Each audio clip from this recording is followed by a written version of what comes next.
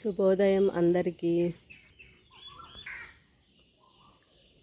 ఈ చెట్టు చూసారా, ఇది తులసాకు లాగా ఉంది కదా. తులసాకు ఇంకా సబ్జా చెట్టు లాగా కూడా ఉంది, కానీ ఇది ఎండిపోయిన ఆకు కూడా తీసుకుంటే పోలో ఫ్లేవర్ వస్తుంది, విక్స్ లాగా. ఇది నేను టీలోకి పొద్దున్నే వేడి నీళ్ళు కాసుకొని తాగడానికి కషాయము అలా తాగుతున్నాను. చాలా ఘాటుగా ఉంటుంది, మంచి ఫ్లేవర్ అసలు. ఇది మెంతాల్ చెట్టు, మెంతాల్ ఫ్లేవర్ వస్తుంది. ఇదిగో ఎండిపోయినట్టు కూడా తీసి ఒక డబ్బాలో వేసి పెట్టుకుంటున్నాను.